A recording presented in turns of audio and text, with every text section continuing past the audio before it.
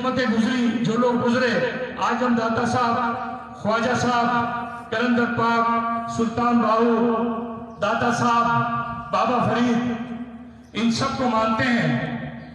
वहां जाते हैं, चादरें चढ़ाते हैं। अरे मजा तो ये था कि उनकी जिंदगी में लोग उनको पहचानते, उनसे रुश्ते हिदायत हासिल करते। लेकिन आप पढ़ लें, किताबें उठा लें, हमेशा जब भी सूफी इकराम आए, अल्लाह के वली आए, उन्होंने अल्लाह की मोहब्बत को फैलाया, लोग उनके खिलाफ हो गए, लोग उनके खिलाफ हो गए और लोगों ने उन पे बहतान लगाने शुरू कर दिए। हत्ता के आलिमों ने फतवे भी लगाए। यानी आप ये देख लें कि हज़रत इमाम हुसैन अलैहिस्सलाम के कत्ल में भी काजी शूरा ने फतवा दिया और उसने कहा कि इमाम हुसैन अलैहिस्सलाम माज़अल्लाह मिन ज़ालिक वाजिबुल कत्ल करार पाए और एक हदीस का सहारा लिया। आपको भी पता है, मुझे भी पता है, तो ये भी काम किसी आलिम ने किया ना। लेकिन जरूरत इस बात की है कि जो उलमा हक होते हैं, जो हक पे कायम होते हैं, वो कभी भी किसी पे ना तो बहतान लगाते हैं, ना इल्जाम लगाते हैं, ना इल्जाम तराशी करते हैं, बल्कि अगर कोई अल्लाह और उसके रसूल की दावत देता है और अगर उनको उनका कोई मामला समझ में नहीं आता तो मैंने देखा वो खामोशी अख्तियार करते हैं, खामोशी अख्तियार करते हैं और वो लोग आखिर तक बामुराद रहते हैं। मैं एक छोटी सी बात बताऊंगा कि जब मैं जवान हुआ, थोड़ा शऊर आया और मुझे शौक पैदा हुआ कि मैं अल्लाह के करीब हो जाऊं, हजूर नबी करीम सल्लल्लाहु अलैहि वसल्लम की मोहब्बत हासिल करूं, उनका इश्क हासिल करूं, उनके बताए हुए रास्ते पे चलूं, असहाब किराम को फॉलो करूं, आपकी सुन्नत को फॉलो करूं। तो उसके लिए पहले मैंने मुल्लाओं को रुख किया और तमाम मकातिब फिक्र के उलमाओं के पास में बैठा। अल्हम्दुलिल्लाह सुम्मा अल्हम्दुलिल्लाह कराची के जितने बड़े आलिम हैं जो गुजर गए, मौलाना शाह अहमद नूरानी, शाह अब्दुल कादरी और अभी जो मौजूद हैं, सब मुझे जानते हैं और नूरानी साहब को मुझे अपना छोटा भाई कहते थे, यानी इतनी शफकत मुझसे फरमाते थे।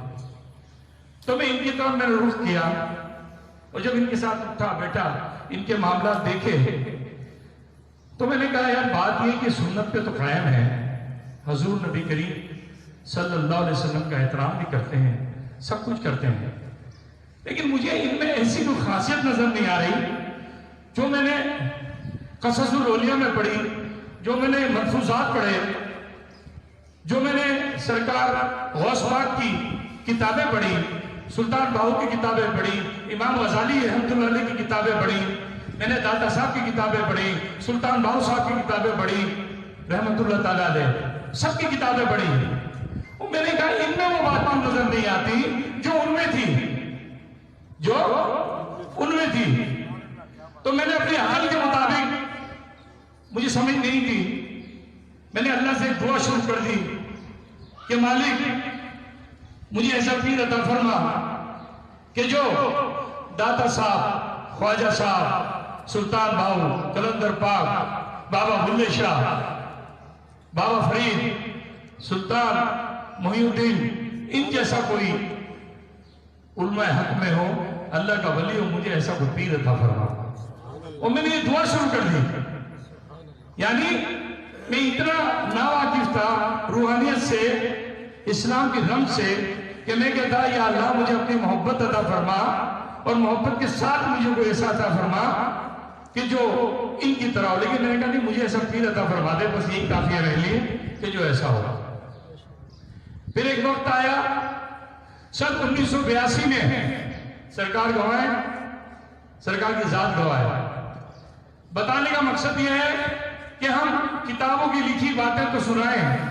अरे मैं आपको मौजूदा वली की बात बताता हूँ, इसी दौर की बात बताता हूँ। मैं हाजिर और नाजिर खड़ा हूँ, गवाह हूँ। अल्लाह रब्बुल इज्जत मुझे सुन रहा है, मेरा मालिक मुझे सुन रहा है। जब आप कोई बात करते हैं तो एक आप होते हैं, दूसरे सुनने वाले, तीसरा खुदा गवाह होता है जिसका आपको हिसाब देना है।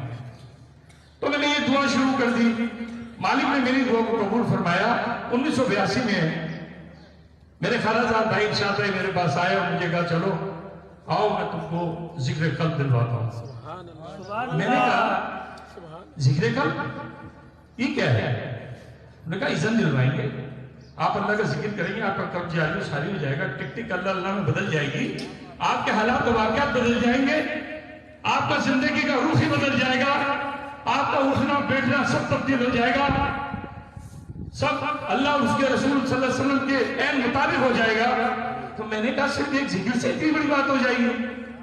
कहा एक जिक्र से इतनी बड़ी बात हो जाएगी? तो मैंने कहा मैं समझता नहीं था इन चीजों को। 1982 में मैं इंटर में था, तो मैंने कहा कि इरशाद भाई पहले मैं उनको देखूंगा, और से सुनिएगा, पहले मैं उनको देखूंगा, सोचूंगा, परखूंगा, 3 लफ्ज, देखूंगा, सोचूंगा, परखूंगा, और फिर मैं उनसे जिक्र लूंगा। मैं चला गया, शुरू से बादब हूं अल्हम्दुलिल्लाह, अच्छे तरबियत मिली, वालदा की, वालिदैन की, सब मजहबी थे, टोपी रोज जेब में होती थी। मैं गया पुराने गोलीबार में, बड़ी मस्जिद पुराने गोलीबार की, वहां मैंने वजू किया, सर पे टोपी पहनी। असर में मैं सरकार सैयदना रियाज अहमद गोर साहिब मुदज्जल अली, जो इस वक्त के सबसे बड़े सूफी करार पाए, खुदा की कसम इनसे बड़ा सूफी हुए जमीन पे मैंने नहीं देखा।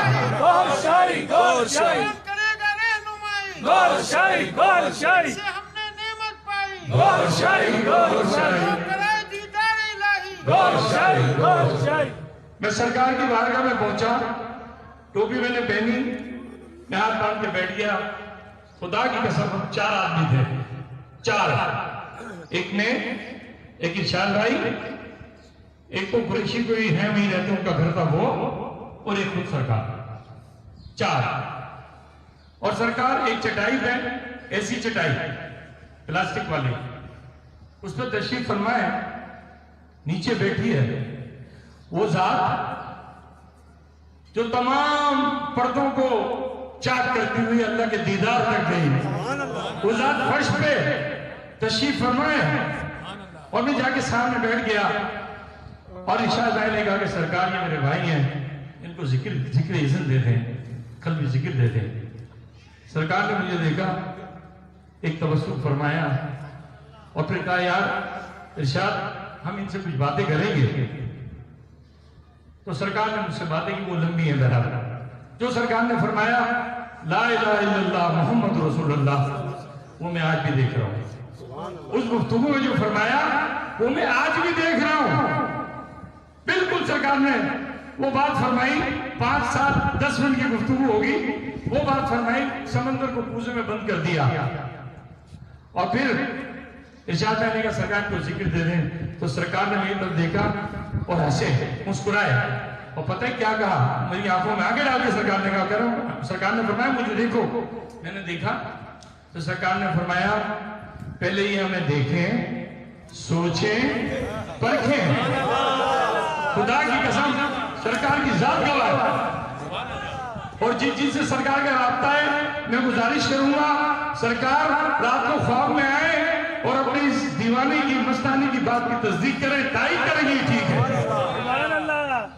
तो सरकार ने फरमाया ये पहले देखें, सोचें, परखें, या फिर हम इनको जिक्र देंगे। मैं बड़ा परेशान हो गया कि यार ये तो बड़ी खराब हो गई बात कि 2, 4, 5, 6 आदमी यहाँ जिक्र लेके चले गए, और मुझे तो हुई बात जो मैंने घर से गई, देखें, सोचें, परखें, ये कौन सी जात है भाई?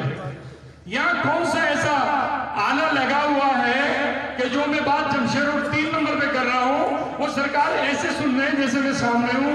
देखें, सोचें, परखें, फिर हम इनको अल्लाह का जिक्र देंगे। बड़ा परेशान हो गया और बाखुदा गमगीन हो गया कि यार मुझे जिक्र नहीं दिया। इरशाद भाई ने मुझे कहा, बड़ा हैरान हो जाए, ये क्या अजीब मामला है, क्या जिक्र नहीं दिया, सरकार तो मना नहीं करते क्या? मगरिब की नमाज पढ़ी, दरूद पाक की महफिल जैसे ये होती है अभी होगी,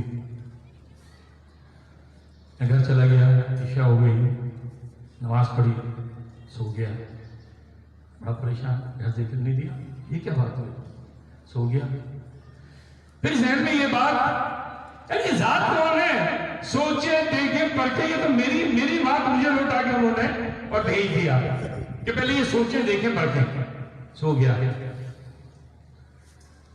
रात को ख्वाब में एक जात तशरीफ लाई, उनका मैं नाम नहीं बताऊंगा, और वो आए और मेरा कल जारी वो सारी कर दिया। अजान हुई, हफ्ता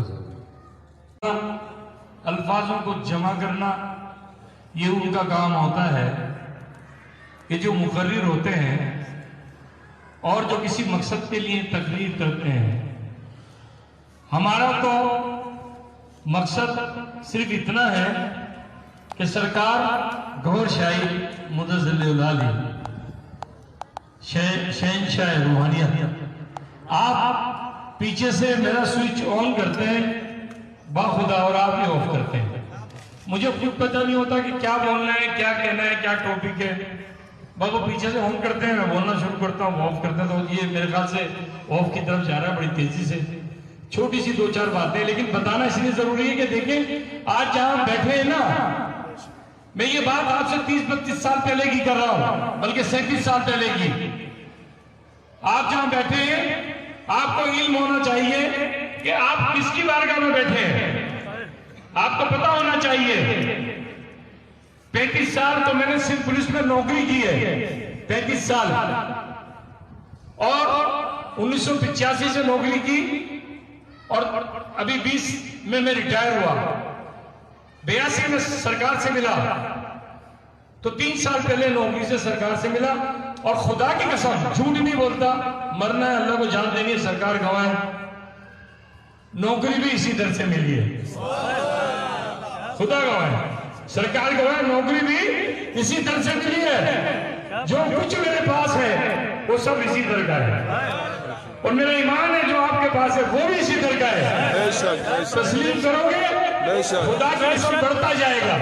आज मानो शाही गौर शाही, दीन नबी का सच्चा दाई, गौर शाही, गौर शाही, आशिकों के दिल का माही, गौर शाही, गौर शाही, जो कराए दीदार इलाही, गौर शाही, गौर शाही, जिनसे हमने नेमत पाई, गौर शाही, गौर शाही, तेरा शाही मेरा शाही, गौर शाही, गौर दीन शाही, नबी का सच्चा दाई। गौर शाही, गौर शाही। दोस्तों, उस रात मैं सो गया, ख्वाब में एक जात आई, जिसका मैंने फिर सरकार को बताया जाके। वो जात आई, उन्होंने मेरे साथ जिक्र किया, बड़ी अजीब अंदाज में वो जिक्र हुआ, मैंने भी किया, और मेरा कर्म जारी हो गया। और खुदा की कसम मेरे रोंगटे खड़े हो गए। मेरे घर में एक पुराना पंखा लगा था मेरे कमरे में, उसका बेरिंग क्या वो कटा हुआ था, तो कट कट कट एक आवाज आती थी। मेरी आंख खुली, मैंने देखा वो पंखा भी कट कट की जगह अल्लाह हूँ, अल्लाह हूँ, मेरी रगों में अल्लाह हूँ, मेरी नसों से अल्लाह हूँ। मेरे रोंगटे खड़े हो गए, मुझे पसीने आने लगे। मैं पहले डरा, यार ये क्या हो रहा है। फिर सरकार ने ही मेरे जहन में डाला कि दरूद पाक पढ़। मैं सल्लल्लाहु अलैहि मोहम्मद पढ़ने लगा। मुझे कुछ पता नहीं था, मुझे तो जिक्र ही नहीं मिला था। मैंने सल्लल्लाहु अलैहि मोहम्मद पढ़ा तो मैं नॉर्मल हो गया। मैं दूसरे दिन सुबह फौरन इशा ताई के पास पहुंचा, और मैंने उनको कुछ नहीं बताया। पर मैंने कहा भाई मुझे दोबारा ले चले। उन्होंने कहा सरकार तो तशरीफ ले गए और अब हम जाना पड़ेगा लतीफाबाद। कमर भाई के घर शायद सरकार रहते थे, डॉक्टर कमर नाम था शायद, कयूम भाई, सॉरी कयूम भाई। तो कयूम भाई के घर हम पहुंच गए। असर में सरकार तशरीफ लाते थे, छोटा सा एक कमरा था, हजरत भाई को पता होगा, सबको पता होगा, पुराने जाके जितने बैठे हैं। मैं वहां पहुंच गया, हम बैठ गए, सरकार तशरीफ ले आए, मैं सामने बैठ गया। इशा ताई ने कहा सरकार इनको जिक्र दे दें। सरकार मुस्कुराए। सरकार ने कहा इनको तो हमने जिक्र दे दिया। सरकार ने कहा इनको तो हमने जिक्र दे दिया।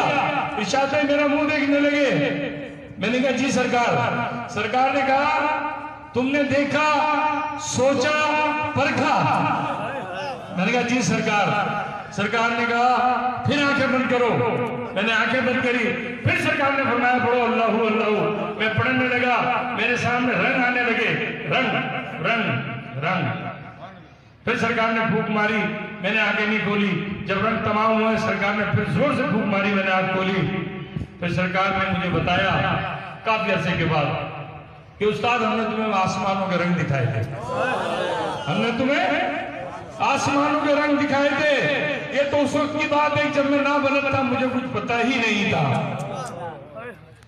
वो नवाजने पे आए, खुदा की कसम उनको उनके पास इतना पावर, इतनी रूहानियत, इतनी ताकत, इतना तसर्रुफ है कि ये दुनिया अंदाजा नहीं लगा सकती, ये दुनिया अंदाजा नहीं लगा सकती।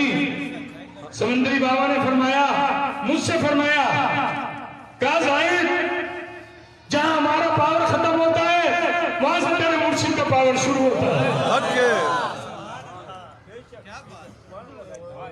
ये जो चीजें हैं दोस्तों, आज जहां बैठे हो, खुदा की कसम खुश नसीब हो, खुश नसीब हो।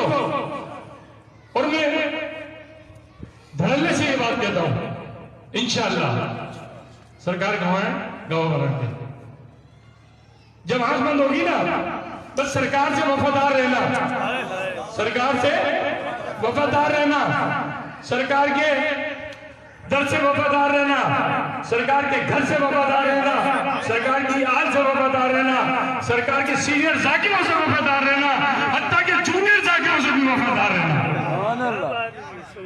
सरकार की एक एक चीज से वफादार रहो। खुदा की कसम इतना नवाजेंगे कि संभाला नहीं जाएगा, इतना नवाजेंगे कि संभाला नहीं जाएगा।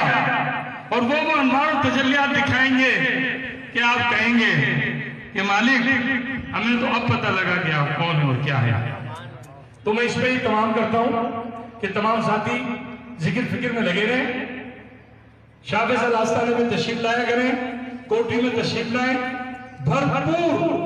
भरपूर शिरकत करें, हर चीज कुर्बान करें, वक्त को दें, पैसा लगाएं, इखलाकियात को इस्तेमाल करें, लोगों से मिले, उनको कन्वेंस करें, सरकार की जात के बारे में बताएं, जिक्र की दावत दें।